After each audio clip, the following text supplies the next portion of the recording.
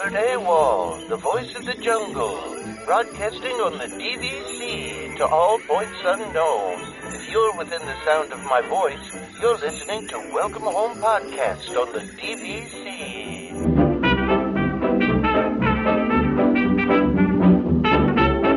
Hello and welcome home. This episode of Welcome Home is brought to you by DVC Resale Market. Thank you for joining us on episode 332 of Welcome Home, a Disney Parks and Vacation Club podcast. I'm Tom, here with Trevor. How's it going, Trevor?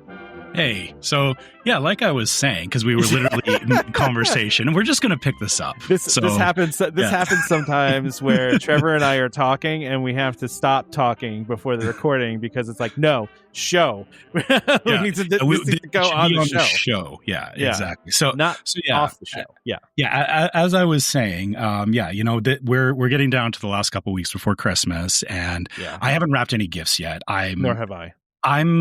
For me, this is a little bit behind because usually I try and have all my stuff wrapped and everything by first week of December. So I'm running a little bit late, but it's just because we've had stuff going on. But yeah, like you is, we're kind of hitting that point where it's work is winding down, but I'm getting busy at home with, just things that need to be done before Christmas. Yeah, exactly. Yeah.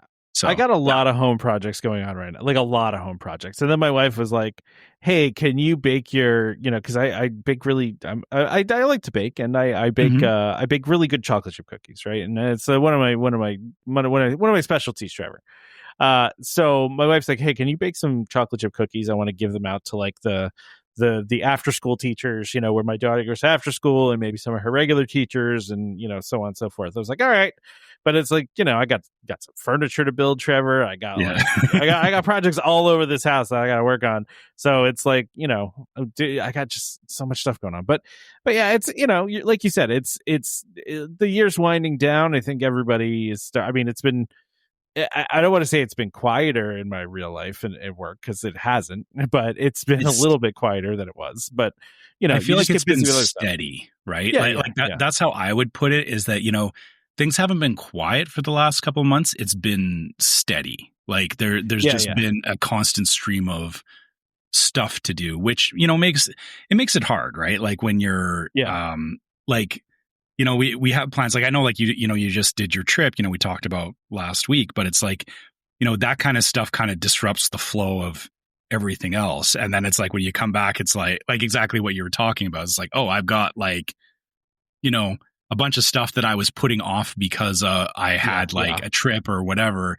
And now it's you have to kind of go through the backlog of everything we're ignoring. Yeah. We have literally, I've talked about this before on the podcast, but my parents have been divorced and remarried since I was in fifth grade. Right. So I have three sets of family. I have, two for my side, and then of course my wife's family. Right. And so during this time of year, they all come to visit us, obviously. Right. And so we have in rapid succession, all of them coming to our house in one of them leaves in the morning and then another one's coming in the afternoon that day. You know what I mean? That's the kind of turnover we got coming around during the holidays. It's almost a Clark Griswold level thing that you're doing. Yep. Yeah. I get it. Except my daughter doesn't have to sleep with her brother because she doesn't have one. So that makes it easier. Yeah. Yeah, it does. And I don't have all the lights all over my house. Although, so I have wanted not yet, right? I've always wanted to do it. Honestly, I just don't have the time to do it. It's such a time-consuming thing. I've always wanted to do it. I also feel though I would be Clark Griswold in this particular way though. Of I would fall several times from heights, right? Or almost fall. I wouldn't have the luck of Clark Griswold of not injuring myself severely, But I'm not allowed on the roof. My wife does not allow me on the roof, so roof is not happening ever. Right. But other places I could do. We relegated ourselves to I'm the same way. I don't deal well with getting up on the roof. It's the whole thing of falling, but also for me, it's a weird thing where I guess I am afraid of heights, but it's I can get on a roller coaster, I can get on rides and stuff. And because that's a secured environment, it's fine. Yeah. But as soon as I get up on the roof or on a ladder, to put up lights or whatever, my knees like start giving out on me kind of thing. There's no safety net. That's why. Like even if you were like, roped up to something, it's still like it's scarier than being on like a roller coaster or something like that. So So to that point, so even like our Christmas lights, we stopped putting them up on the front of our house because we were like, I would put them up and it was like I would forget to take them down until like May sometimes, and they were getting like beat up and whatever. And so we actually, for the last couple of years, last 3 or 4 years now, actually, we instead of decorating the front of our house, we actually decorate our back patio instead, because then also we can enjoy it because we have like the windows in our house we can see out the back more than we see out the front. So we decorate the back patio, and then, when we open up the windows in the living room and everything, we can see all the lights. The funny thing about that is that I think we kind of started a trend in our neighborhood, because over the years, there's like 5 or 6 houses now that face, our back alley that all decorate there's one house they have like a trampoline out, and they like decorate the trampoline and everything. So like it's kind of become a weird thing where, I don't decorate the front of the house, but the back patio gets it. And that now everyone else is like decorating their back patio for the same thing. So I don't know. It's kind of a neat thing, but yeah, the bit of an aside. Yeah. The trend I'm noticing around here, and I actually saw when I was down in Florida in my mom's, 55 and older community, is the permanent lights that, people are getting installed. Lights. Yeah. They're really cool. Like I like them a lot. I don't know if I could conjure up, I don't know if I could get past my cheapness in, wanting to do that. So expensive. Yeah. They're from what I've heard, they're a couple grand. And I'm like, I'm not going to drop a couple grand on some lights on the outside. Like, it just feels like not a thing that I want to do. I mean, but like I said, they look awesome. And one of my neighbors has them on year round. They just do different stuff based on whatever's going on at the time. Yeah. You can program them, right? Yeah. And you can do it. You do it off of your phone, right? Like it's all like, it's really cool. Yeah. I looked into it, and up here, they quoted me $5,000 to do them on my house, which I was like, I don't need gem lights that bad. Yeah, it's pricey. Yeah, it's pricey. By the way, Trevor, you and your wife sent us a nice little Christmas care package, which we appreciated. I don't even know if we talked about it last year on the podcast. What happened? My saga. No, I don't think we did, because that was. I mean, it wasn't a great time. But yeah, this year we did get the package to you. Yes. Yes. So last year Trevor had sent me a package, and there was a series of things that occurred that caused it actually is kind of crazy if you really think about it, because the house next to me was vacant. It was being worked on by construction workers. The FedEx driver dropped the package off to the wrong house, and then the workers either took all the stuff in it or threw it away. And so I never got it. Somebody just took it. Yeah. So, could have just somebody. Yeah. Porsche Pirates or whatever. And I was out of town when it came, because it was Thanksgiving. And so, long story short, I never got the box. So Trevor sends the box this year. And I want to go back, Trevor, to Halloween 2024. And I'm sure you probably know why. Because last year when we talked during Halloween, I discovered for the first time that there's a candy in Canada called Smarties that is not the same Smarties that we have in the United States. They're different Smarties. And so for those that don't know or haven't listened to us long enough or never heard that episode, or just doesn't know about this, because I think most Americans are unaware of this, because every time I mention it to somebody, they're like, "What are you talking about?" And I was like, "There's this whole different Smarties." Yeah, Smarties, right? And so in Canada, Smarties are like an M&M kind of thing, but they're like flatter and like okay, hold on though. Okay, I'm sorry. But yeah. No, but so I've wanted these for the longest time now, but they're like an M&M, but they're different. They're very different, but they're similar, right? So yeah. And then up there, you guys have what we call Smarties here. They're just called Rockets, I believe, if I remember correctly. Yeah, we call them Rockets. Yeah. So, but you still have those. But anyway, so ever since then, I've wanted to try these other Smarties, these Canadian Smarties. So Trevor, amongst the all dressed chips and maple cookies that you sent me, my wife is very happy about the all dressed chips. By the way, they sell all dressed chips in the United States, but they're not the same. So she told my wife, they've had the messages back and forth. She's like, "Oh my god, the all dressed chips," and we were like, "Yep, we knew that's what would happen."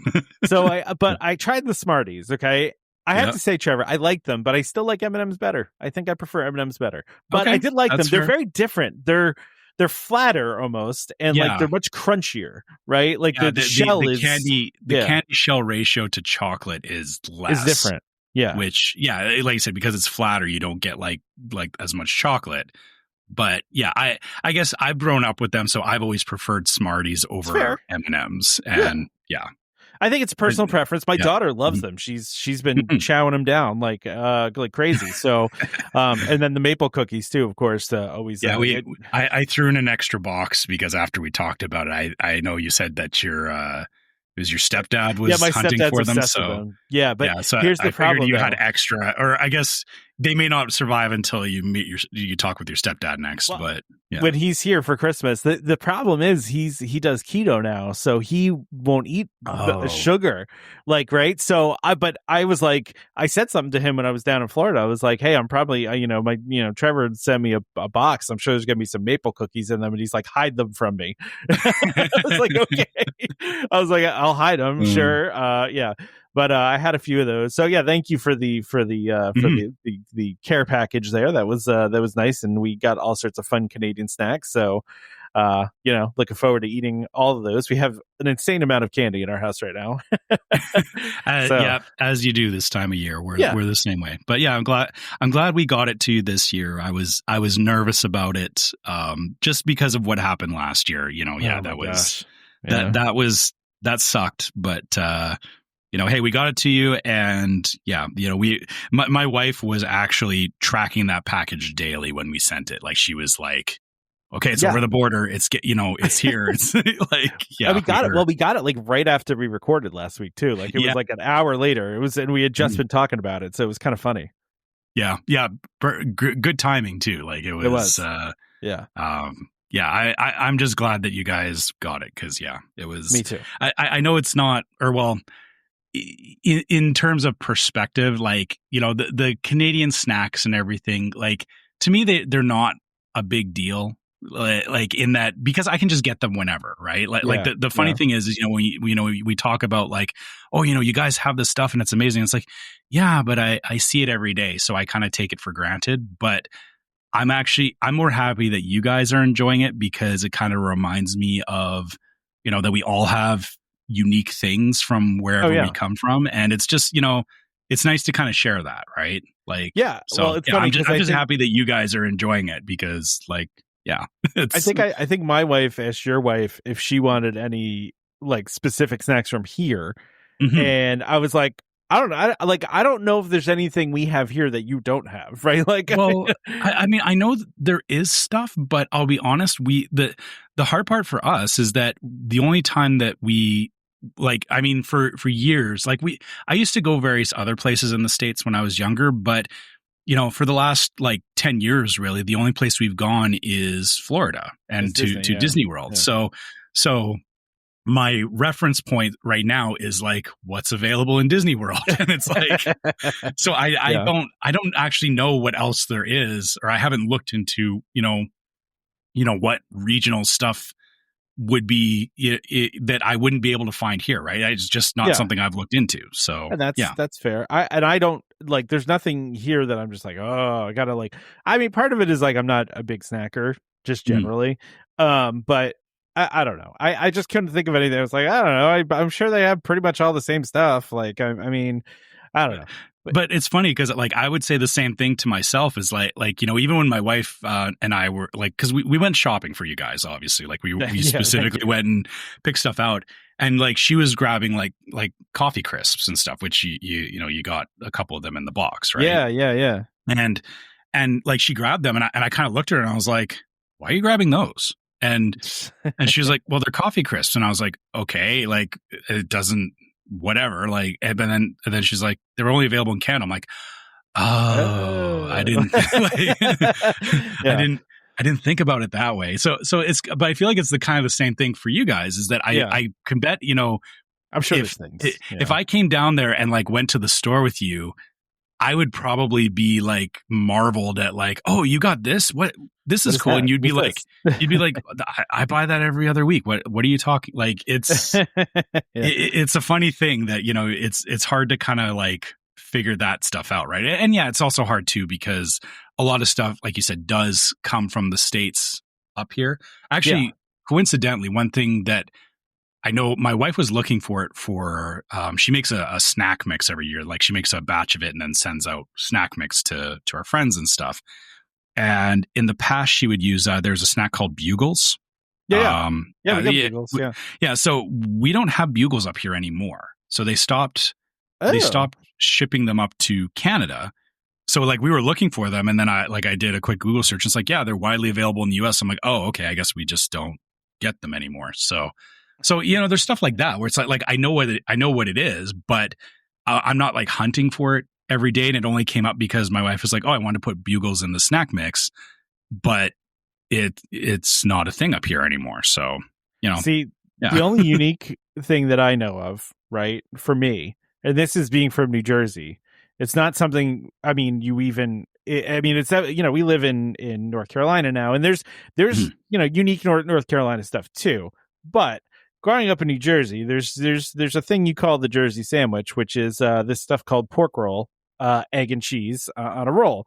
And pork roll is my favorite thing in the world. And if you're from New York, New Jersey, Pennsylvania, New York, I mean, like, you know what this is. But it's something you can't get. I mean, I can buy it down here now, right? I buy it down here because there's a lot of Northerners and they sell it. But it's like my favorite thing in the world, right? Like if I were like, we're having a final meal, it would be that. Right, but it's one of those things that is very regional, and you don't find it really anywhere else. But it's not something I can send to you. It's refrigerated. It's a right, and I can't even really describe it. To be totally honest, I just googled it, and it says pork roll is a processed meat product similar to a hybrid of Canadian bacon, bologna, and Spam.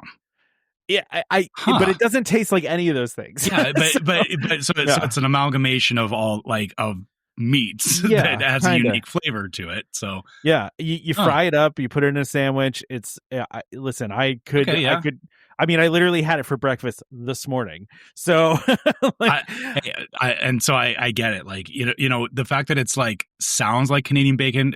I love Canadian bacon whenever I can get it. It's actually like we can get it pretty easily, but I'm not like always hunting for it, I guess, is the thing. But it's kind of like this it's probably one of those things where it's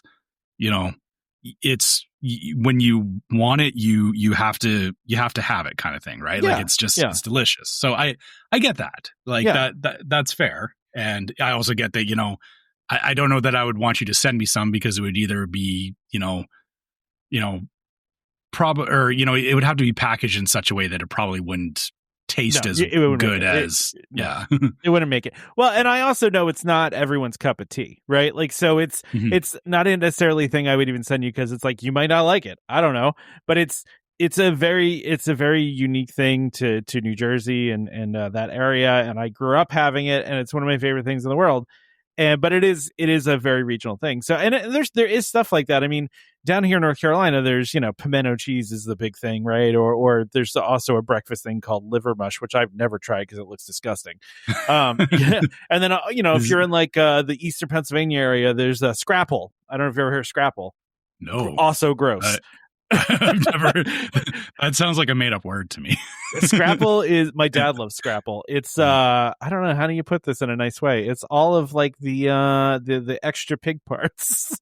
Got it. It's like kind of like made into like this loaf, and then you like fry it up. It's all right. Yeah, it's a pan-fried loaf made of pork scraps, like head, heart, liver, and skin, mixed with cornmeal, buckwheat flour, and spices. It's Pennsylvania Dutch. It's a very German immigrant thing, and so my dad is like will eat it all the time, but it's not something I would eat. It's not my favorite. It's disgusting. Yeah, it sounds like something on the same level as haggis, which haggis is a very regional thing. I can't remember if it's Irish or Scottish. I think is it Scottish? I don't remember. I should know this, but it actually looks, apparently it's liver mush is fairly comparable to Scrapple. It's fairly compatible to comparable. I'm sorry, to Scrapple, but it has more liver in it. So again.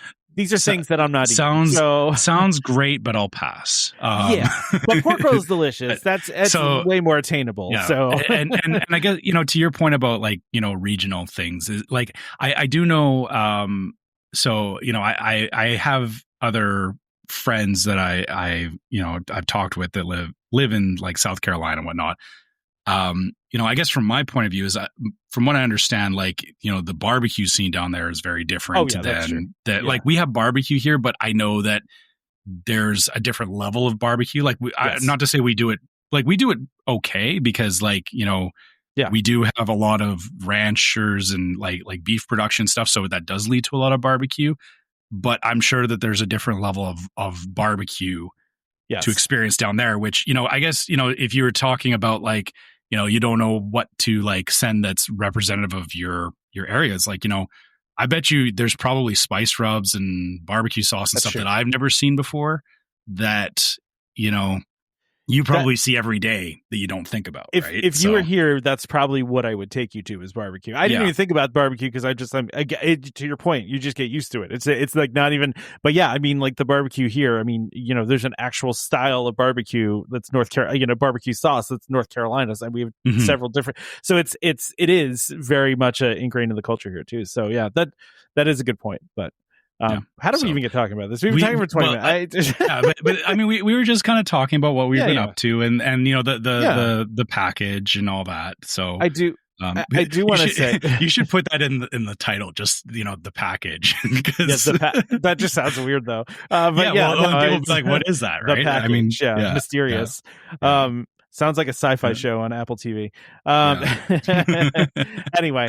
All right, let's get into some Disney stuff. Before we do that, I do want to say, so we Spotify for creators, they actually will send out like a wrap, the whole wrapped thing. Yeah, they send a wrap for podcast creators though, and I have to say, Trevor, our Spotify wrapped for the show this year was pretty fantastic.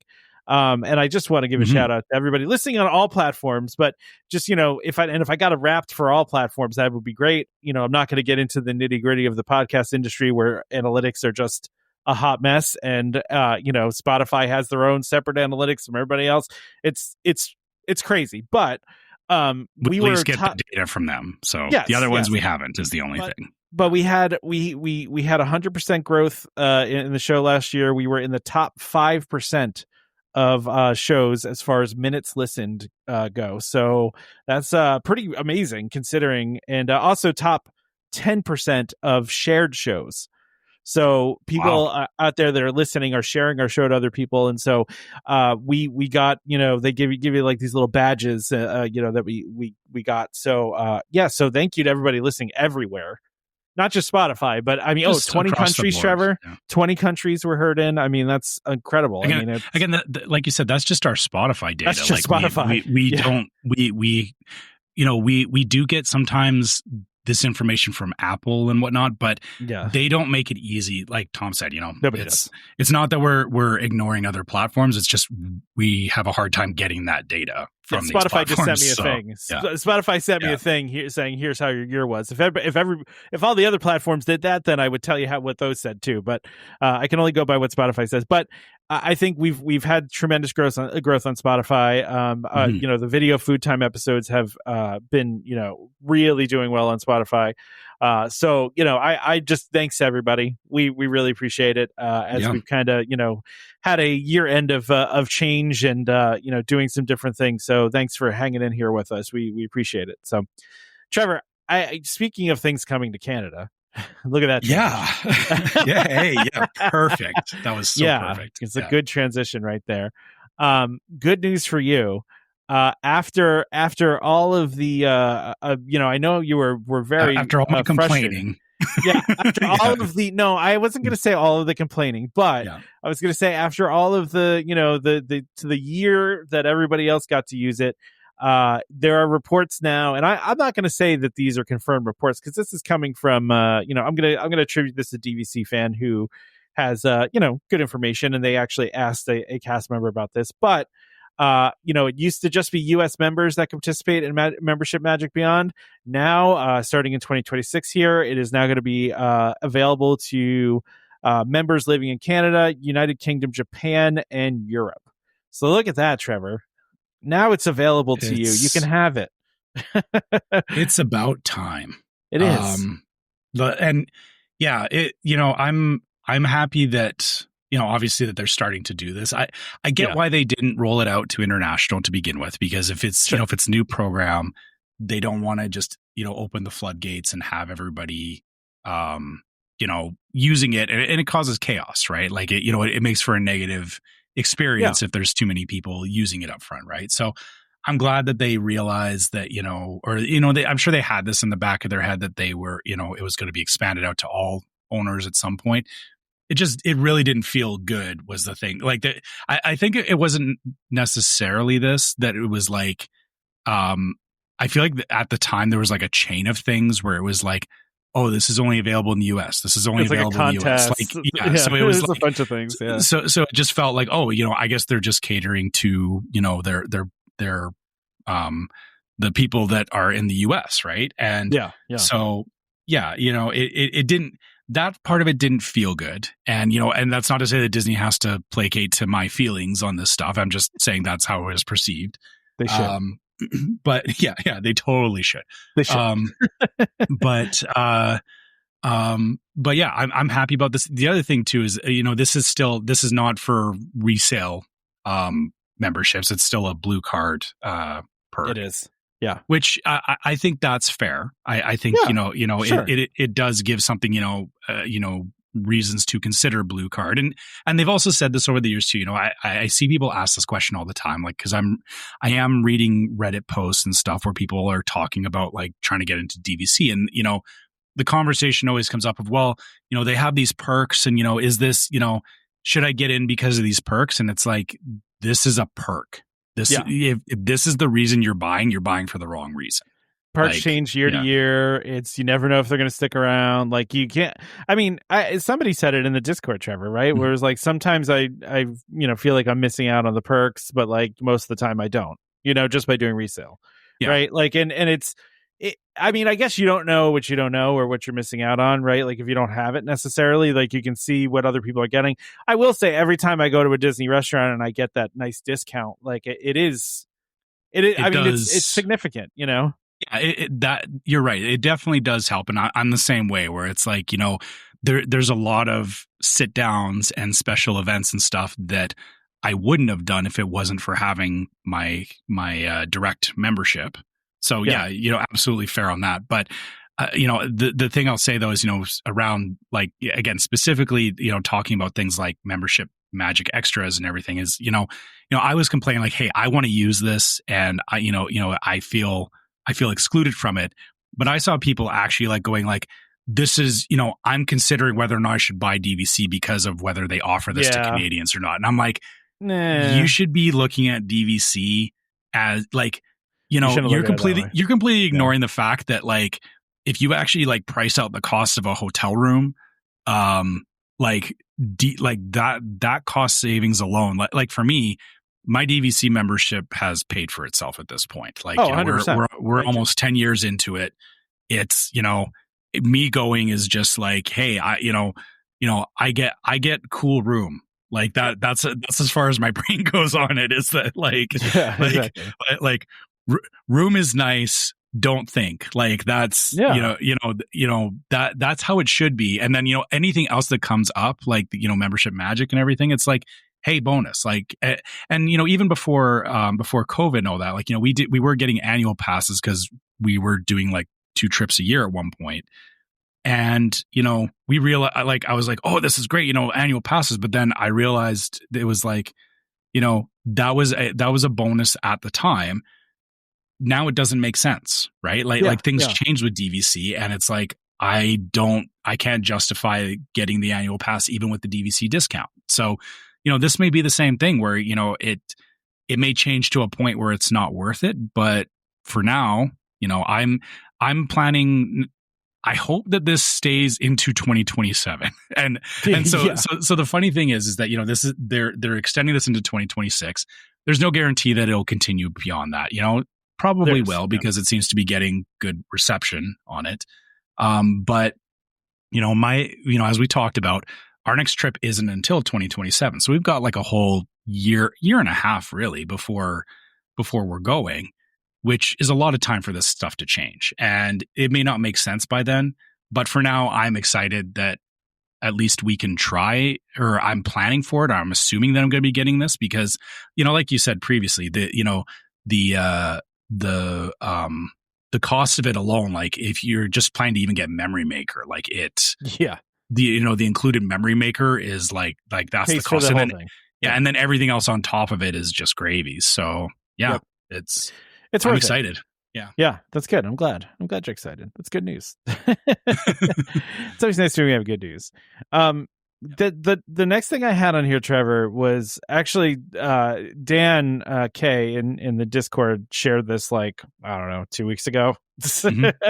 And we were, we had a lot of things to catch up on when we came back, but I felt like this needed to be addressed because this is a really interesting news, and it's and the headline here is that Muppet live appearances planned for Disney Cruise Line. So and this is from Attractions Magazine, by the way, so this is not like a blog. Now given Attractions Magazine is not, it's more reliable than your clickbaity Disney blog, so it's at least it's an official publication. It's been around for a while. Like it's not this isn't it's just trustworthy. Yeah, but what they said here, and this hasn't been announced by Disney Cruise Line. However, the VP of the Muppet Studio said, where is it? He said fans may want to start booking their travel plans for next year because they're about to see a lot more of Kermit and company at Disney's cruise ships and theme parks, including live appearances from the characters on land and sea. So, okay, all right. I know we're going to see obviously more of the Muppets because of Rock and Roller Coaster, but that's promising to me. That's exciting to me that they have more plans for Muppet stuff and that they're continuing to do more things with the Muppets and not just kind of like burying them after they close Muppet Vision 3D, Yeah, and my initial thought when they said more live shows is I was like, do you think they're bringing back that show that they did in Magic Liberty Kingdom? Square? Yeah, that show was great. It was hilarious. That was great. So, but yeah, like to your point, that there's going to be either stuff like that or more Muppet stuff showing up in the parks, which is cool. Like, yeah, it's great. I think you're still, it's amazing how relevant the Muppets still are. And anytime you do something new in the parks around the Muppets, they get more relevant to a new generation, and so you kind of have to keep doing these things, right? Because my daughter knows the Muppets, but she's not like obsessed with them, you know what I mean? Like, but she likes them. But Sesame Street has been like, that's been a thing forever. Like at this point, I guess our entire lives, the Sesame Street's been relevant. And it's funny because, the Sesame Street is like, it is the Muppets. It's the same, like, character, like, because you do see like Kermit and stuff on Sesame Street, right? Yeah. And yeah, it's just a funny thing where, it's such a culturally embedded thing that, you're saying like, it's amazing that they're doing it in the parks, but like you said, I feel like it is such a thing that's ingrained in just all of our heads that it's like, as soon as you say Kermit, like the name Kermit the Frog, it was just a name that happened to be picked at the time. It wasn't that they invented a new name for Kermit. Yeah. But if you heard Kermit in any other context, you would immediately, like, if somebody had like a character in another show and their name was Kermit, in the back of your head, you'd be like, the frog? Like, right? Well, like, it's funny you say that because I was watching a show recently and the character's name with Kermit, and I'm just like, you can't use Kermit. Like, you just can't use that. But that's exactly the point. And so saying that sorry, I know like it's not what you're saying here, but sometimes the impression is like, the Muppets are going to fade away from like, relevance, and you'll never see them in the park.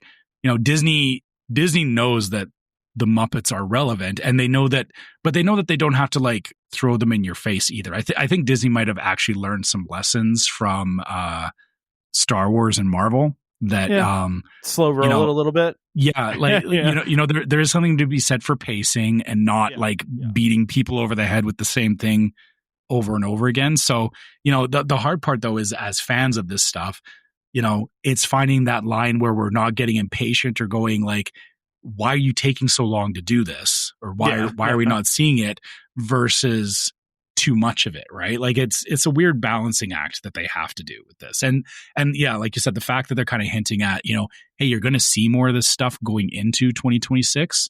That gets me curious. Like, the rock and roller coaster stuff has been a main focus, but now I'm going, oh, what else are we going to see? Yeah. Yeah. And I mean, you're seeing a lot of a little bit of this, right, with Jollywood Nights, right, with the holiday party over at Hollywood Studios. They have Muppet stuff, but I'm going to be interested to see what they do with it on the cruise ships, because I think up until this point, there's been very limited exposure to the cruise ships. I know that they appear in one of the ship games on one of the ships, it's but like the Perry the Platypus thing in Epcot. Like it's like a scavenger hunt kind of thing. Yeah, right? and we did a little bit of that when we were on the Treasure, but and it's cool how they have it set up, because they have like these like, I don't want to call them mirrors, but they have the screens all over the place, and you do that kind of stuff. But it's saying live appearances, so we're talking like live shows, akin to what you were talking about in the Liberty Square show, stuff like that on the cruise ship. I would love to see that. So I'll be interested to see what that's going to look like. But it's good. It's definitely a good thing. I mean, honestly, Trevor, I can't even get my daughter to go see Zootopia 2. So, which, by the way, I don't know if you saw this, and I know, Trevor, you really like Zootopia, right? So, and I was like, I wonder if this will get Trevor out to the theaters. But I did see that. I don't know if you saw this news, but it made it to $1 billion worldwide in 17 days. It's the fastest. It's had the best opening ever for an animated movie. Wow. And now has reached $1 billion, the fastest time ever. In 17 days, it made $1 billion, which is crazy. Like, I mean, it got great reviews. It's getting great reviews, and I've heard it's really good. But I'm just really impressed. If anybody is, I've heard some people say before on our show, and some of the listeners said, I'm not a big fan of Zootopia. And it's like, obviously there are a lot of people who are, because, it does very, very well. So, yeah. It just because I don't like something doesn't mean that it's not popular, I guess. Well, Avatar is a perfect example, man. I've never seen Avatar. I haven't watched the last, or what? There's been 2 movies that have come out now. No, there's one about to come out. There's there's Way of Water, and then Ash and Fire or something like that. Listen, I've never seen Avatar, but I am also not saying to myself like, well, because every time an Avatar comes out, it makes over $1 billion. I mean, it's not, and this next one probably will too. So it has a fan base, right? And it's just because it's not me. Doesn't mean there isn't one there that exists, like, heck, I don't like Harry Potter either, and everybody else does. So it's see that. Okay. I know it's an opinion thing, but that's wild. Sorry, dude. I'm sorry. I'm going to put you on blast for this for a second. Well, Harry Potter's so good. Before we started recording the podcast, my wife was in the living room watching the first Harry Potter movie. I guess there's a marathon on one of the channels, probably Freeform or something. But the movie was on, and I'm just sitting there. I'm like, I just don't get it, man. Like, it kind of bothers me. I don't get it. Like, it does. Like, it just doesn't do anything for me. And I feel like maybe you need to, I don't know, maybe you need to watch one of the later ones where it gets a little bit darker and more intense. Because the first one's a little, I will admit, like, it has a few moments, but it's relatively. I would tell you this, Trevor. The effects relatively don't hold up. The effects do not hold up. It was, that show was made like 25 years ago or something like that. Yeah, it's 20 plus years ago now. So listen, you say that, but I still watch Jurassic Park to this day, and I think it's maybe the best CGI I've ever seen. And that was basically That's fair. The original, I mean, now they just like cut corners and, but you go watch Jurassic Park, those effects still look fantastic, Okay. I will say this. Okay. We're going to have, this is the me trying to convince Tom to watch Harry Potter segment of the show. So bear with us. I will say, ignoring the larger like story arc of Harry Potter, I personally really enjoy Prisoner of Azkaban, which is the 3rd Harry Potter. Okay. Not because of, it's actually because of how the story is told, and the fact that there's a time travel element to it, and there's a lot of interesting detail because of it. I think you just need the right hook into storytelling, is my opinion. Because I know like you have certain like stories and stuff that you really enjoy. I personally like The Prisoner of Azkaban, and I would say try and watch The Prisoner of Azkaban, because also the kids are a little bit older in that one, so it's not quite like, sorry, the first show is they're very young, and it's very like the acting kid. Oh, but it's also like kids kind of stumbling into stuff, whereas as they get older through the show, it does, their personalities change, like the characters change, and the show itself gets a little bit more dark and adult. I think like I mean, the big switch is honestly in 4 in Goblet of Fire, but I personally like Prisoner of Azkaban. If you ignored the larger Harry Potter world, just it being a time traveling story. And my pitch to you is that you like Back to the Future, so you would probably like Prisoner of Azkaban. Why? Because there's time travel. Yeah. Like here's okay. They don't use a DeLorean, but it's still cool. I promise. Okay. I don't. Okay. Hold on. Okay. Let me explain something. Okay. Let me explain something. I'm sorry. I'm just kidding, man. I don't know what it is about me, and my sister's the same way. I have no idea why we're like this. But the more popular something is, the more skeptical I am about liking it. Like it's like, and the more you try to the more people that like it, and the more people that try to convince me to like it, the more I go the opposite direction and hating it. You know what I mean? But that's why I'm not saying it's good just because it's popular. I'm saying that there are particular story arcs that I'm not saying that it's the greatest storytelling ever, but it's an interesting story arc to me, and that's what I'm sharing with you. So, I tend to eventually get into it, right? But it takes time, right? Like I didn't get into Game of Thrones until like 5 seasons in, right? Because everyone was talking about it, and it was like, and then I was like, okay, I'm into it now. And then like Star Wars, I talked about this before. I never watched the Star Wars movie, right? Like, and then after all the Star Wars movies were done, I'm like, all right, let me check out a Star Wars, maybe, And okay, and I'm going to put a hot take out there too, because I am the same way to a certain degree. I have not watched Game of Thrones. I have no intention to watch Game of Thrones because it's just not my vibe.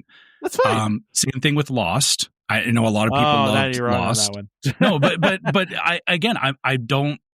I don't care that I'm wrong. I'm just saying that it's. Okay. I know. We're having fun. And then coincidentally, so I didn't start. So Breaking Bad, and I'm throwing these out here as like big shows that people were like, oh my god, they're the greatest thing. I didn't watch Breaking Bad when it came out.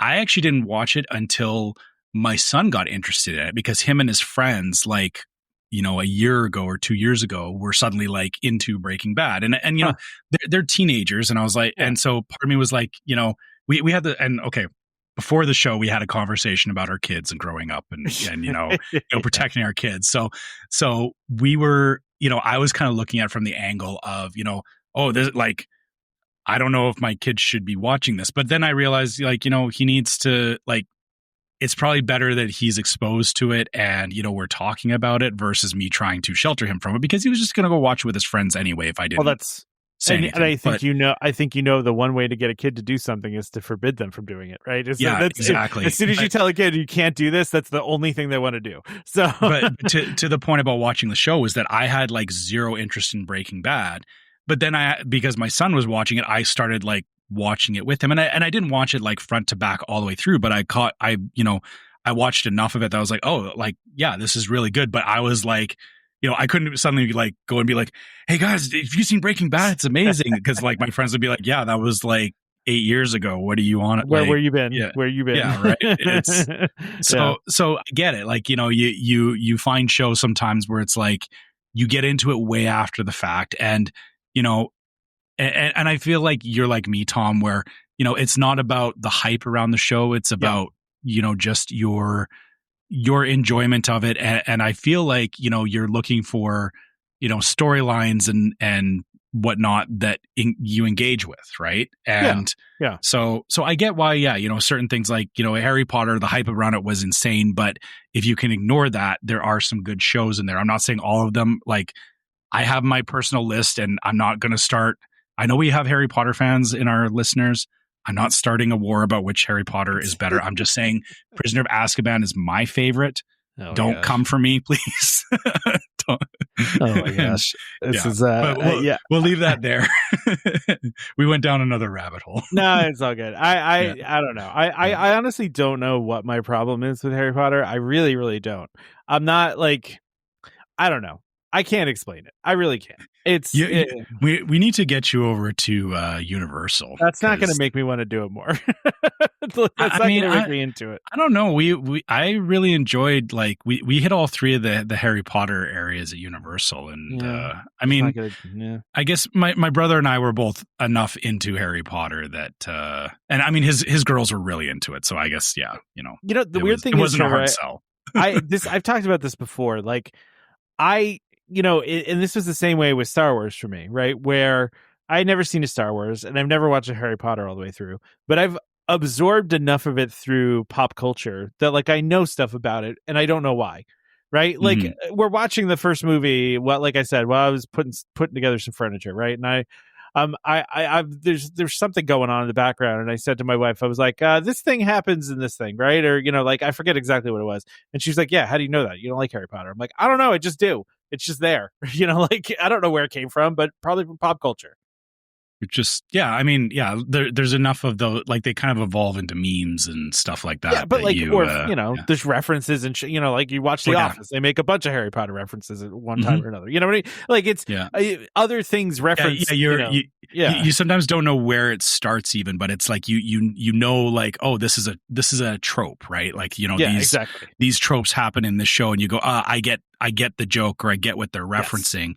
But sometimes you're actually like The Office thing is referencing Harry Potter, but you're kind of looking at it from the lens of, like, oh, I saw that on The Office first, right? I saw Spaceballs when I was a kid before I saw Star Wars, but I understood what they were doing. The entire show is just like jabbing at, like, mainly Star Wars, but like there's like so many sci-fi movie references in Spaceballs. It's insane. There are, but like, I saw that before I saw Star Wars, but I still understood what they were doing, right? Like, I knew what they were making fun of. But anyway, I'm sorry, we're way off the rails. But that's fine. Let's go back to the Muppets. So we were talking about Muppets. Let's go back to the Muppets for a second, because we talked I think last episode, or I don't know, maybe a couple episodes ago, where Disney, no, it was last episode, where they announced the closing season or opening season for the new Muppets Rock and Roller Coaster, but now we have an exact date of when Rock and Roller Coaster is closed. So this is going to be a quick item, but we just wanted to mention it. So it's going to close on March 2nd. So the last day to ride Rock and Roller Coaster with Aerosmith is March 1st. So if you really got to get your Aerosmith fix in, talk about a thing that's not relevant anymore. But harsh, I know, harsh, but true. How many kids know who Aerosmith is? I mean, I can't imagine a lot of kids go up to Rock and Roller Coaster and go, Aerosmith, yeah, I love them. Like, I know I've ridden Rock and Roller Coaster with my son, and I know he's heard like one of the songs on there, but he's off at his friend's house right now. When he gets home, I'm going to try and remember to ask him if he knows anything about Aerosmith. Just see, like, I'm just curious see the reaction. Yeah. He'll probably be like, "What are you talking about? Like, what is that? Aerosmith? What is that nonsense?" But and again, to that point is, if I say, like, "Oh, do you know the Muppets?" He'll be like, "Yeah, cool." Like, it's yeah. I feel like reasons why Aerosmith is being phased out of Rock and Roller Coaster. I mean, the last time Aerosmith was relevant was like Armageddon.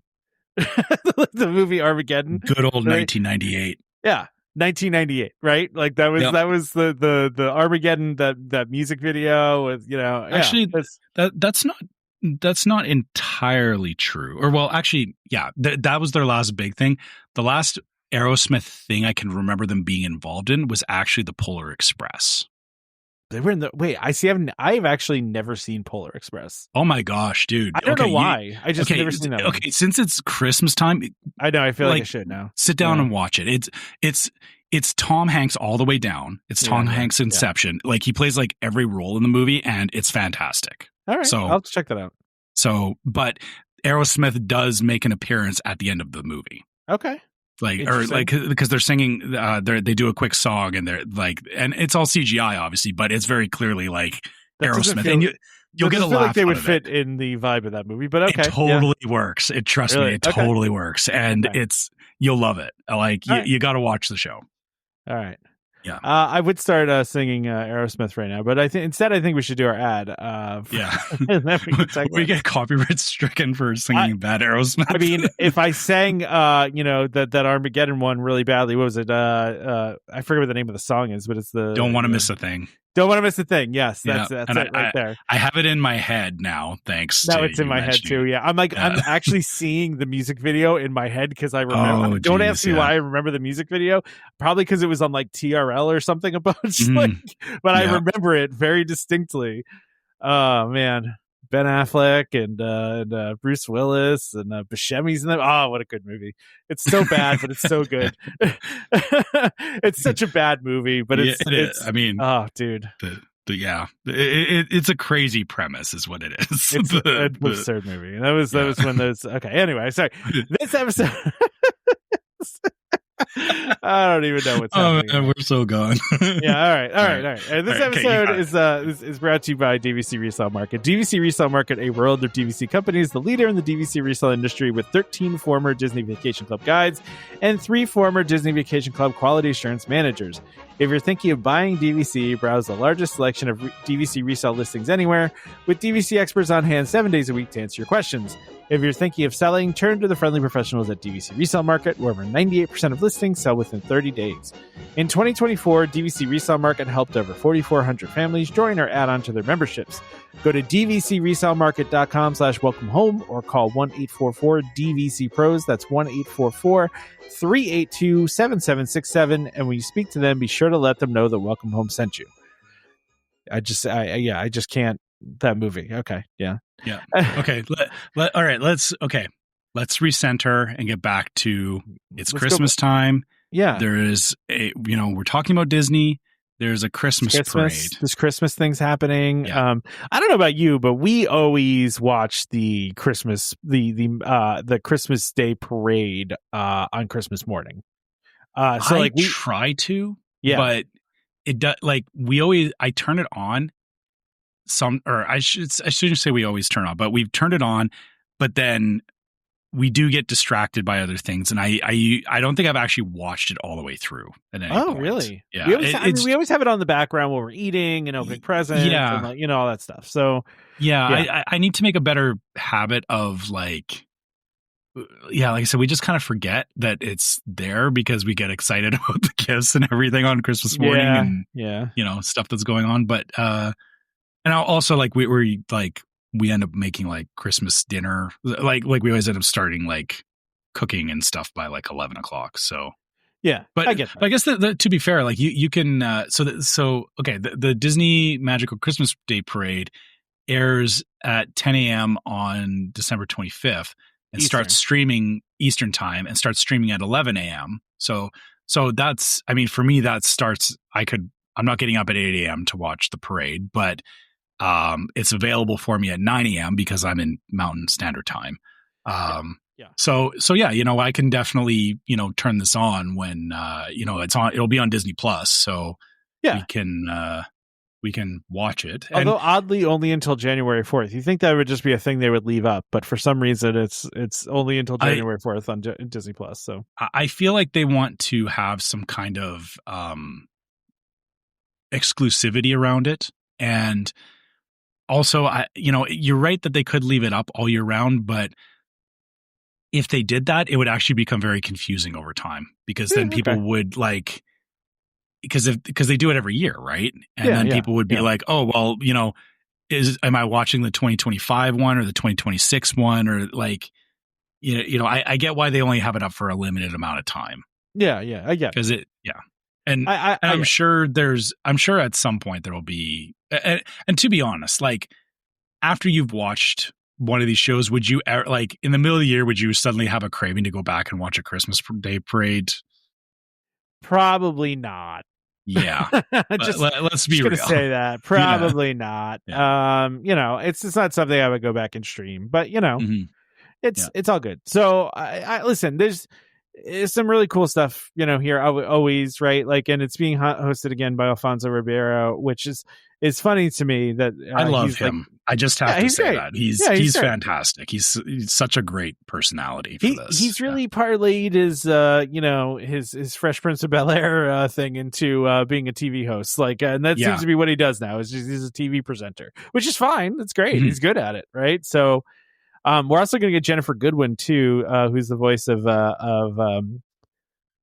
Judy Hopps. Judy Hopps, yeah. Because why Disney never will not take advantage of an opportunity to cross promote their products. Not that Zootopia 2 needs it, because it's doing quite well. But that's just further cementing the hype and everything. But also I again, as far as like both Alfonso and Jennifer, I feel like thinking back to previous years, I didn't like, they've had people on as hosts and I'm like, I don't know where this person's relevant from, kind of thing. Yeah. And these two though, it's like, I know Jennifer from, not just Zootopia, but also, what was it?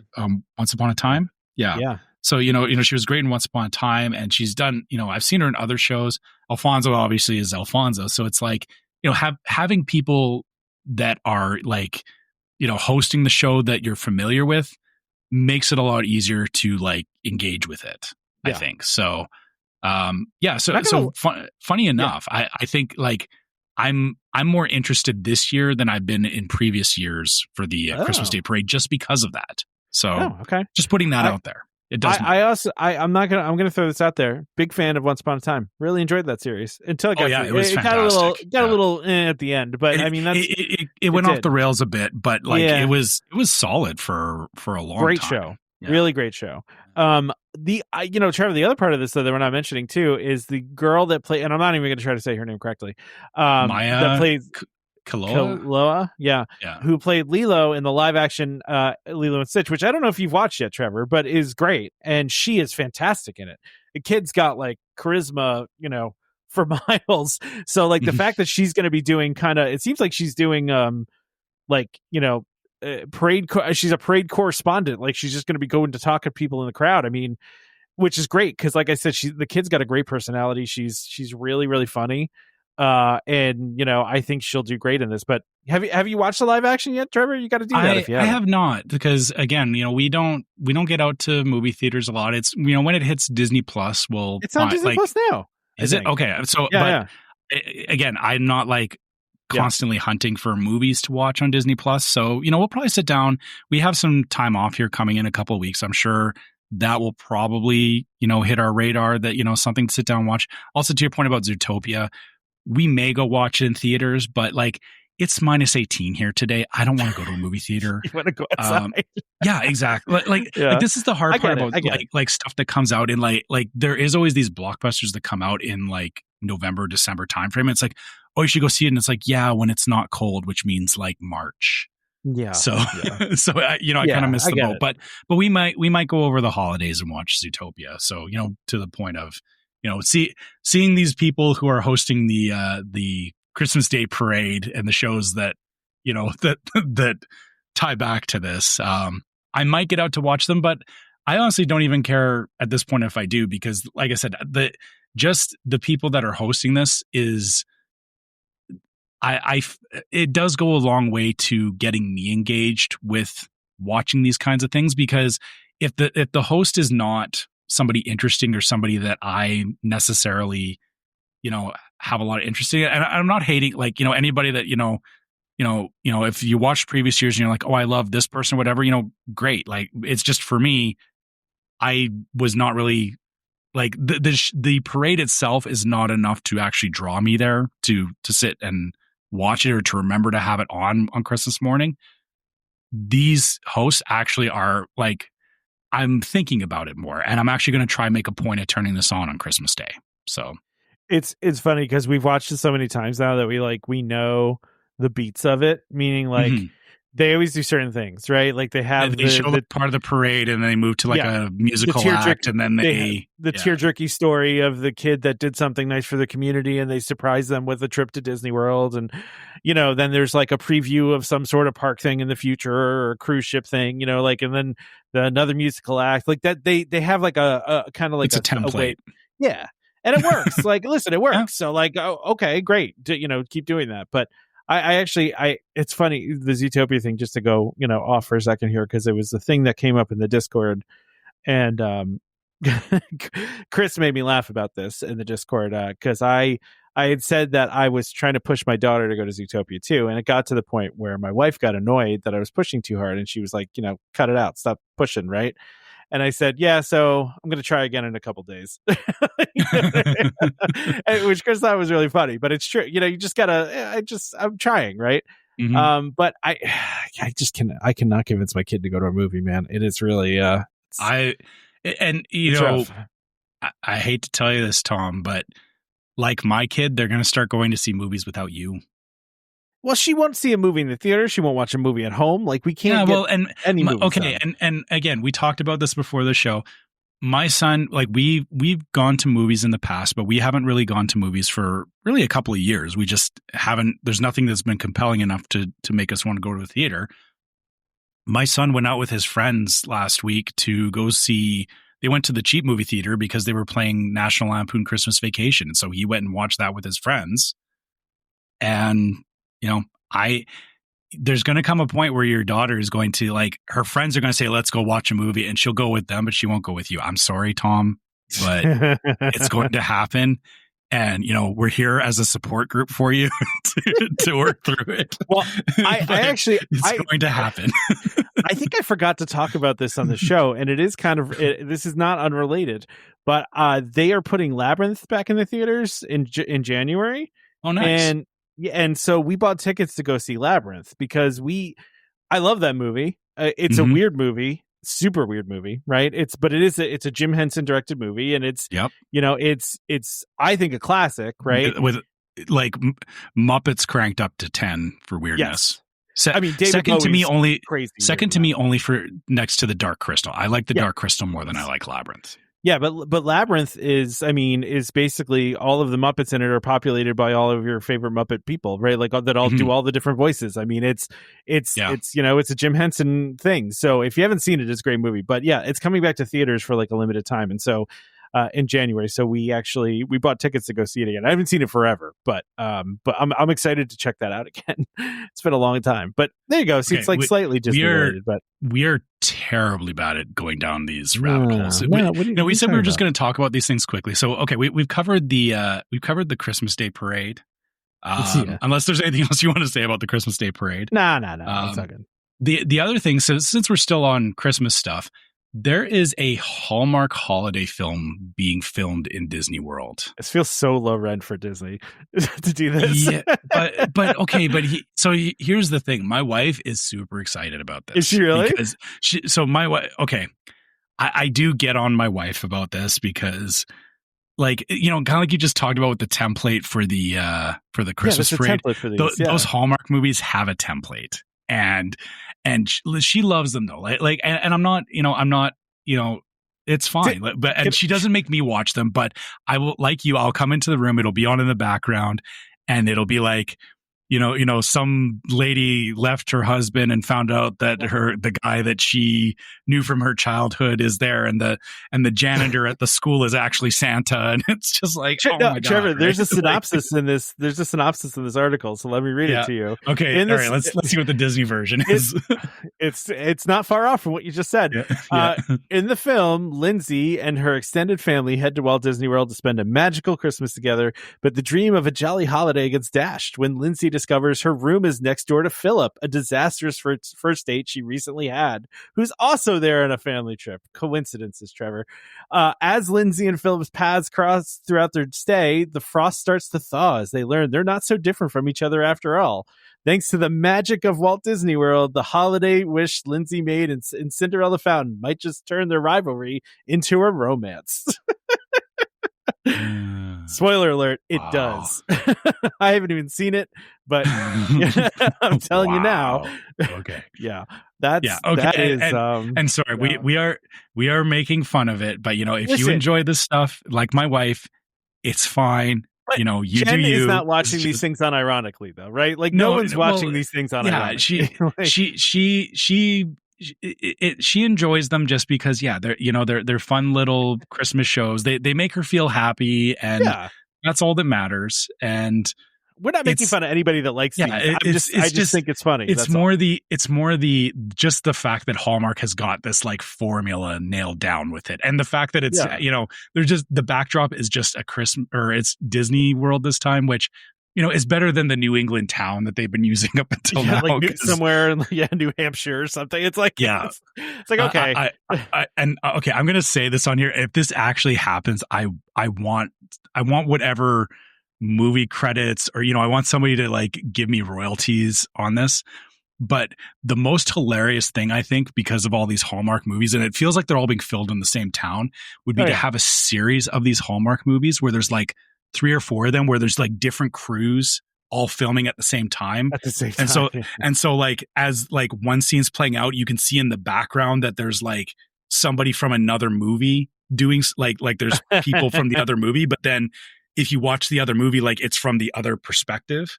Whoa. I think that would be an amazing way to trippy. Like, but wouldn't that be that would make me interested to watch it, because I would love that detail of like piecing together the timeline of like it's all happening at the same time, but everyone has their own stories going on. That's how I think Hallmark should do one of those movies. But like I said, if that happens, I said it here first, and I want royalties. I just think this whole the whole, like, if you would have said to me, Tom, write a Disney World Hallmark movie, I'd be like, okay. Yeah. I mean, it would be similar to this. It would somehow the magic of Disney and a wish bring two people together, right? Like that's what's it is. But the hard part for me is that 90s shows that had Disney episodes have ruined this for me. All I can think of when they said that was happening, I just kept replaying the Full House episode in my head when they went to Disney World, right? Yes. Which somebody pointed out that the feasibility of what they did in that episode is actually impossible. Because they were like in Epcot, and then they were at the Grand Floridian, and then they like all these things happened that are just like, there's no way that this would have all happened in a day kind of thing. So, but yeah. I mean, listen, and you got Stamos is obsessed with Disney. So there's that. But I always think of, I don't know why, maybe this was like around that same time. I just always think of like all of the shows, like Boy Meets World did it. I mean, got all the 90s shows did it, right? It was every single one of them. There was some kind of Boy Meets World did it. Full House did it. There was a whole list of them. I don't want to say Family Matters didn't do that, did they? Maybe they did. I think anything that was on ABC like just had to. Yeah, I know. I know. Golden Girls mentioned it. There was like they did a. I remember, again, Golden Girls is baked in my head for some reason too. I don't know why, but there was one episode where at the very end, like they were talking about going to Disney World, and then the final scene is the Star Tunnel in Space Mountain, and it's like a voiceover of like it was Sophia and Dorothy, I think, were like kind of talking back and forth like they were on the ride, but they didn't actually like film there, but they like worked it into the episode, because Golden Girls was very much like an ABC show, and like they had like the house on the back lot and everything on the back lot tour. Oh yeah. So sorry, that again, like there's like there's so many like Disney World references in those 90s shows that I always also remember the Kokomo video for Beach Boys, which they did at the Grand Floridian with John Stamos in it. You remember that? Yeah, I remember that. I used to see that video all the time. And I didn't know until like I was an adult that was at the Grand Floridian. It didn't, because it didn't see like, I mean, because what they're singing about, was like Kokomo, which was very tropical, but you don't like. You automatically assume that they're like somewhere in like Bermuda or somewhere, because they like say Bermuda in the song. It's the first word in the song. But that's a funny one too. But yeah, so this Hallmark film, I hope the one thing I hope for it is that I hope it's good enough or bad enough that it kind of gets cemented in, like, even if it's a bad Christmas movie, that it's something that, you know, kind of like we're talking about now with like all these like shows that have like Disney episodes, that it gets cemented somewhere as like, oh, you know, that Hallmark Disney Christmas movie, right? Like, yeah. I hope that happens to it. But you know, the storyline sounds as fantastic as I expected it to be from what you said. And yeah. Sorry, can't talk now. Watching the Beach Boys Kokomo video with the Crevler in the background. Where's Stamos in this one, though? Is that, was I the wrong one? Because Stamos is definitely in it. Where is he? Maybe he's later in it? I don't know. Maybe. I remember distinctly. Okay, well, you can continue. Oh, watching there he is. Wearing a pink tank top. It's great. Oh, okay. Boy. I don't know what's happening this episode, but we're just screwed. I feel like because of your trip and everything, like last week we were kind of decompressing from that, and I feel like we've had a lot of pent up like it's conversation. Yeah, just some silliness there. Yeah. Well, listen, I wanted to talk about some holiday gifts, Trevor, because let's go through these. Yeah, because there's a lot of holiday gift guides that Disney put out, and we're not going to go through all of it. We're going to go through these, and we're going to pick out the ones that we like the best. Now, the first one I have on here is stocking stuffers, Trevor, and I'm just looking through here. There's not a lot I'm loving. I will say the one thing that caught my eye, and I think it's on this one, is the there it is, the Mickey Mouse Holiday Gibbets by Crocs, which are those little things you stick in the hole of Crocs. So my daughter she has Crocs and she loves them, and she likes to accessorize them and put different things in here. And this is like a little 5-pack holiday set of holiday. It's got, Santa Mickey and Minnie with a scarf, a peppermint Mickey ear, Pluto with reindeer ears, and Goofy wearing like a little hat. And man, I gotta get this for my kid. But the other one that came up too is this Chip Santa donut keychain where Chip has a mustache. Wait, he has a mustache? How did I miss that? He has a white mustache. It's gigantic. It covers his whole face. You barely even know it's Chip. Oh yeah. Well, okay. That tracks with when they were in the tree. And they weren't in the tree. It was the candles on the. Sorry, I'm remembering a very specific episode where Mickey and Pluto cut down a tree, and it's Chip and Dale's tree, and they're decorating it, and Chip and Dale are in the house, and then at one point they're on the mantle, and they're lighting Mickey's lighting the candles, and I think it's Dale has the Santa hat on, but he's got like the beard and everything. That's what this is looking like to me. And I know that's like a very specific reference, but it is. Sorry, my head goes like that sometimes. I have like weird stuff committed in my memory. But that's what that looks like to me, is that it's like that like scene, but like stuck through a donut, which again is weird, I will admit. Yeah. But this is also in Disney Store Japan, it says, which I mean, all bets are off with Japan stuff because they do their own thing. Yeah. Well, the other thing that got me too, though, Trevor, the last one I have here is the Darth Vader Tamagotchi. Yeah. So why wouldn't you want a Darth Vader Tamagotchi? I just have questions. That's all. First of all, I knew that Tamagotchis were a thing again, because they were a thing when I was a kid.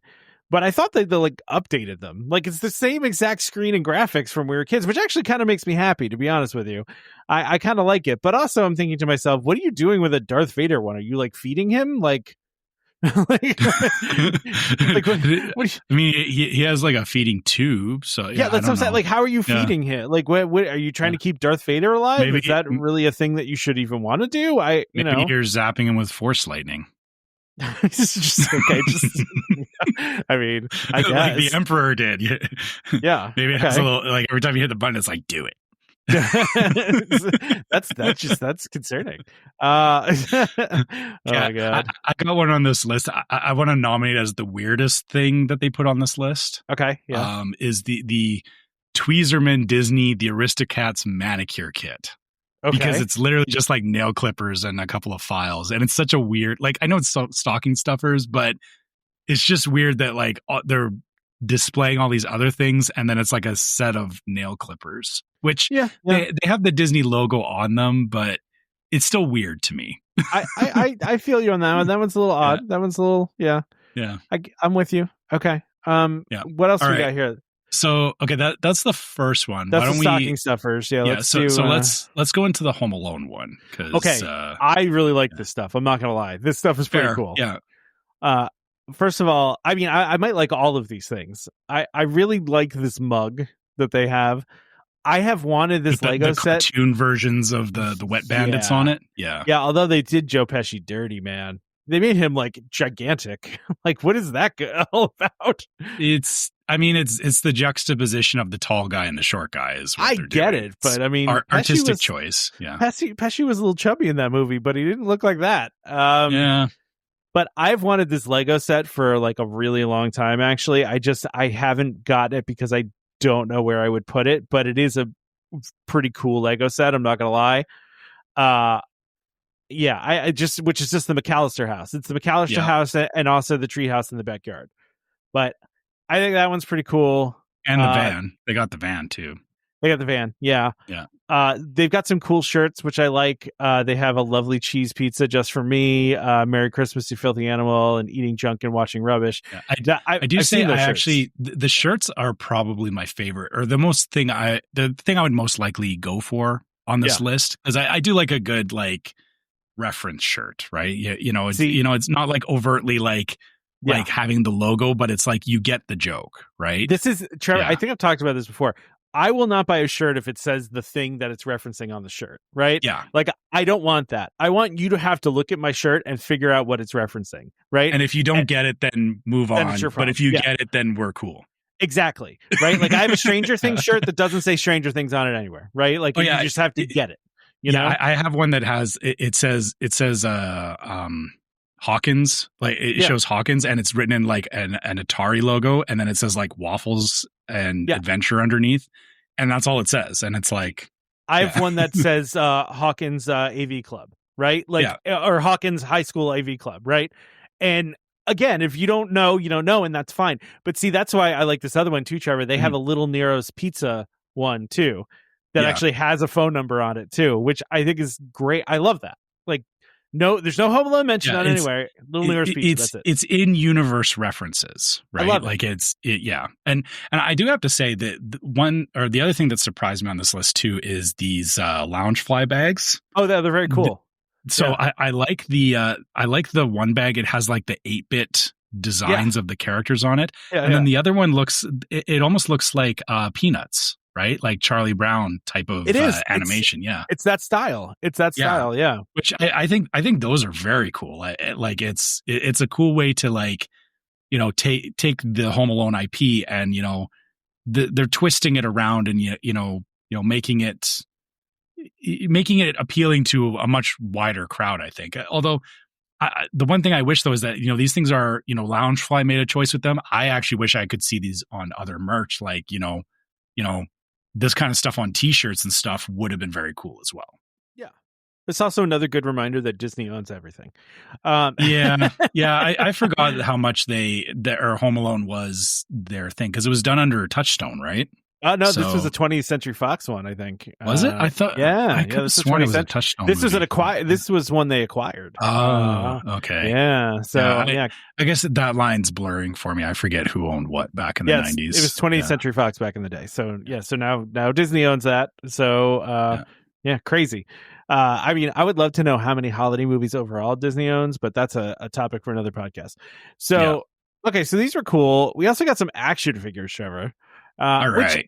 I'm not a big action figure guy. Even when I was a kid, I was not really into action figures. I was more into Legos and Connects and like building stuff. I wasn't into like, take two action figures, like fight them against each other. I wasn't into that.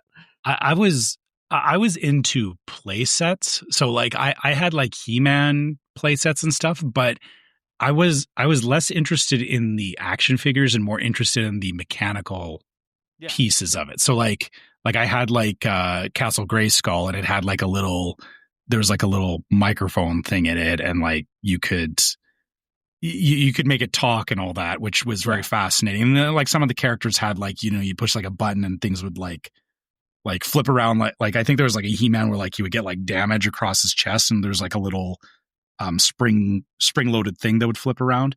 So I get you. Cool. Like these action figures are like, they're cool display pieces. So like, looking at, these Spider-Man ones, there's a Spider-Man and Venom one, which looks very, very intricate. And the only thing that I don't like about it is that it looks too fancy to play with. And that's kind of my problem with action figures. Yeah. And I don't like that. But then I want to play with things. Yeah.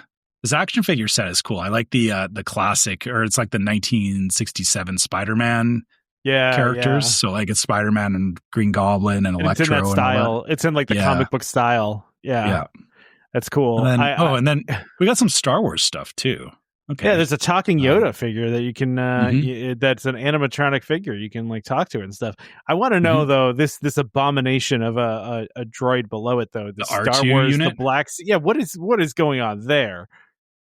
So it says Black Series Astromech Droid Holiday Edition, and it's a R2 unit with a Santa hat, and it's painted in Santa colors. that one, I'm not a fan of that one, but I have to say the Holiday Edition Stormtrooper is hilarious. The reindeer Stormtrooper, I love that. That is so funny. Yeah, for some reason there's porgs with it too. I don't know why there'd be porgs with it, but there are. They're not regular porgs either. They're Christmas porgs. One's ice and one's like a Santa porg.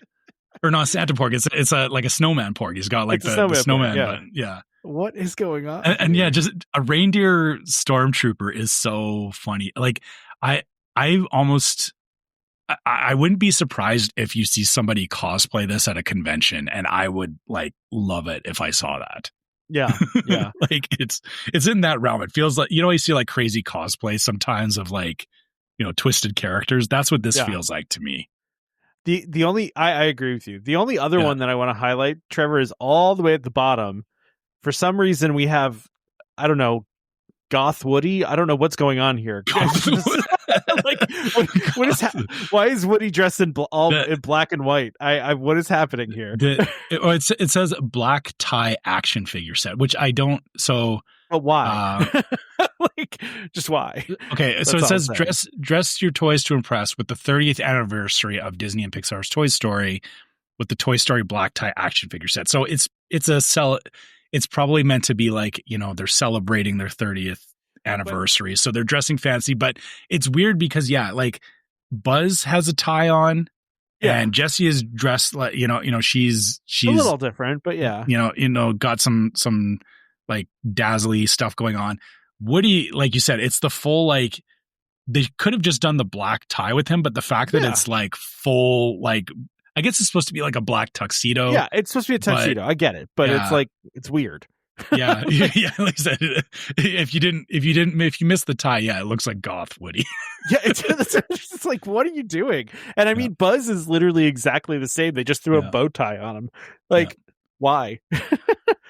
I actually like I like, and I'm surprised we haven't seen this up until now, is the Rocket Rescue Buzz Lightyear. Yeah, that's pretty cool. Character. That's funny too. That like you don't really think about that as like a play piece where like, him with the rocket strapped to his back. Yeah, absolutely. All right. Well, I think that's enough of holiday gifts for now, right? Good stuff. Good. There is some good stuff out there, but we do have a couple more things here. I know we went way longer than we thought it's okay. But, so really quickly, I'm just want to. So I have a couple Disneyland Paris items on here. I just wanted to have this on here so I can yell about the fact that they're doing. They have 2 new drone shows coming to Disneyland Paris, including one that has water drones. What is? I don't even know what that means. What's a water drone? I don't know. It says revolutionary new air and sea drones. What? Oh, are they like in the water doing the drone stuff, but under like? But why do you need a drone for that? But because so here's the thing is that you can have lighting underwater, but then being able to reposition it and whatnot, like they can like come up from the water or something, like, or I would assume that they're like little like submarine drones, and so they can move around and do the drone stuff that you see in the air, but doing it underwater would like that's interesting.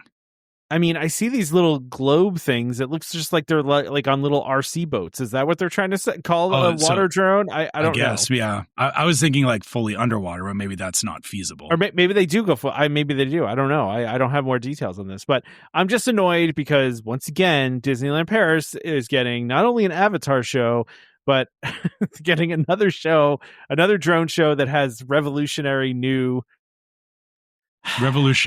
stuff that Tom doesn't get to enjoy. I just want to have at Disney World. Is that so much to ask? I don't feel like it is. All right. Yeah, but we haven't even gotten a single drone show yet, and they're already doing Avatar drone shows. Well, no, there was the drone show at Disney Springs. So no. Doesn't count. Doesn't count. Yeah, doesn't. Needs to be in the. I think it needs to be in the parks because that was Disney Springs stuff is like that's like a testing bed. It's not a. Yeah. To be fair, I'm pretty sure that the drone company that Disney is heavily invested in is based out of Paris, I believe, or based out of France. So that could be part of the reason, but they also have an office in Orlando. I know that's true too. So get it done, Disney. Come on. You're doing it everywhere else. Okay. You need to start sending them letters. You know, send it to their Orlando office and be like, so when are you doing it? I have a podcast to complain about this, though. You want me to write a letter like I don't know. Writing a letter is so like it's so old school. But I feel like if you took the time to write a letter, I feel like they would take it seriously because my grandmother wrote my wife a letter in response to a Facebook post. Instead of replying on Facebook, she wrote her a letter. And that's what every time I think about writing a letter, that's what I think about. It's being scolded by your elders for something. No, it was a good thing. It was she was praising her. It was just weird that she responded to a Facebook post. My bad. I assume responses on Facebook a lot of times are negative. I shouldn't assume that, but yeah. Do positivity, Trevor. Let's talk about Disneyland. Let's talk about Disneyland. 70th anniversary Disneyland, which means there's some merch for the 70th anniversary, Trevor. Yeah. And I could have sworn we did talk about it before. We have looked at this before, but so they've added to it. Yes. I'm scrolling through the list here to see if there's anything that stands out to me. I do like these old school shirts that they have that are very I don't even know. Would you call those 60s maybe? Is that 60s version of Mickey Mouse? The ones where like the one where he's got like the weird eyes and stuff like that. Yeah, it's a second item on here. There's there's two sweatshirts basically, and they have the old school Disneyland logo on there, and the older version of the characters. But I don't know when that. I mean, I'm assuming if it's 70th anniversary, it's probably 50s, right? It's probably from when Disneyland opened, right? But is it really that old? Because I could have sworn that I saw character designs like that in the 80s. Yeah, that's what I was questioning myself, Trevor. But it wouldn't make sense to do a 70th anniversary if you're not going to do, from the time period, right? I guess, but they could also be doing like throughout Disney history, like picking and choosing, pieces from different eras. That's my thought, but. I guess it's hard because like I will admit I don't have like a ton of in-depth knowledge about all the different phases of Disney stuff, but like looking at this though, I'm seeing this further down is that there is some stuff that it looks closer to like the 80s and 90s Disney stuff that I remember, but then those ones you're talking about are probably more like 50s 60s kind of era. And then, there was one here the one I was talking about, there was one picture, it's about like halfway down where it's somebody this lady wearing a red jacket and she has a Disney, or you can see like the Mickey face underneath, but he's like spaced out. And where's that one? Is that one we talked about? Is that from earlier this year? Maybe it's the castle collection. If you go down to the castle collection, there's one picture there that is just like, yeah, Mickey looks a little strung out. Okay, I see it. Okay, but you see what I'm talking about. We talked about that one, all the way back in when was that? April? It's saying, April. This was April. Whew. Okay, so that's why I'm remembering this. We talked about it earlier this year, but I guess they're just rehashing that. They just keep releasing new stuff throughout the year. So. Yeah. Okay. I actually think we should end it there, Trevor. I think we should end it there. I think that's a good place to stop. We did have a Disneyland calendar of events, but it's just reading off events. Who wants to do that? So I think we've covered it all today. I think we covered it all. Who knows? There could have been stuff we didn't talk about. We covered stuff we didn't even expect to cover. So I think we covered. It was one of those episodes, which I feels like all the episodes these days, but which is fine. We like doing that. So let's wrap her up. All right. So. I guess if you have any questions about anything we talked about on the show, or comments, or any any of your own rabbit holes, because apparently this show is full of rabbit holes. We love hearing about that. Yeah, tell us. Yeah, you can always send your comments about that to welcomehomepodcast@gmail.com. We love hearing from you guys and hearing what you think about what we're doing. And you can also find us on social media. So you can find us on Facebook as Welcome Home Podcast. You can find us on YouTube as Welcome Home Podcast. You can find us on Instagram as Welcome Home Pics. And you can also check out our Facebook group, Welcome Home Disney Waitlist, and, get in on conversations about stuff from the show, and, sharing your own Disney experiences and trips. Shout out to our listeners that, go into the Facebook group and, you post your own trips and whatnot. Love seeing that stuff. Love that we're all just sharing our Disney experiences, and that's really all it should be about. So, keep that stuff coming. And then if you want to help support the show, you can go to store.welcomehomepodcast.co. You can check out some of our different merch there. Maybe if you want a last minute stocking stuffer for somebody, I don't know. And then we also have a Patreon. So you can go to patreon.com/welcomehomepod, and you can check out our different levels of Patreon support, which have an exclusive logo only available to our Patreon listeners. And all of our Patreon supporters get access to the Discord server, which, as we've talked about through the show, we have all kinds of great conversations on Discord. Sometimes we do early previews on there of things that we're working on, and just, again, more conversation about the show and about Disney, and sometimes other random topics. Maybe I don't know, maybe I'll put this out there, is we have an off-topic section in the Discord. We should maybe rename that to Rabbit Holes, because after this Rabbit episode, Holes Tangents, and Rabbit Holes Tangents and other wild things. But like I said, we have great conversations there. So if you want to join that, check out our Patreon. And last but not least, if you're listening on iTunes or Spotify or anywhere where you can leave us 5 stars, please do so. As we talked about at the beginning of the show, appreciate the people sharing us on Spotify and whatnot, but not just Spotify. Any platform you're on. If you're listening to this, share it with your friends. It helps us get out to a bigger audience, and we enjoy seeing those numbers go up, and hopefully we can get more stats like we did from Spotify. But even if we don't, we just appreciate you guys sharing the show and continuing to listen. And if you're on iTunes, you can write us a review and let us know what you think about the show, which also we love hearing that as well. Yeah, and the other thing you can do is not forget to subscribe. That sounds really bad.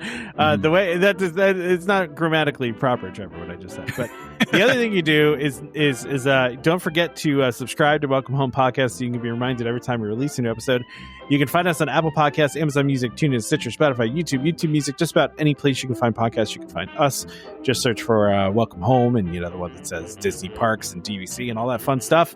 So, please do that. If you haven't done so already, consider, another Christmas gift to me besides your 5-star review is also subscribing. So do that too. And thank you to our sponsors, DVC Resale Market, and of course, World of DVC, for sponsoring this episode, and also just being great partners over the years. Join us next time for more Disney Parks discussion. Of course, more DVC talk. We hope to see you all real soon. This is Skipper Albert Awol, the voice of the jungle, signing off from Welcome Home Podcast on the DVC. Do a huddle when we hit a chair.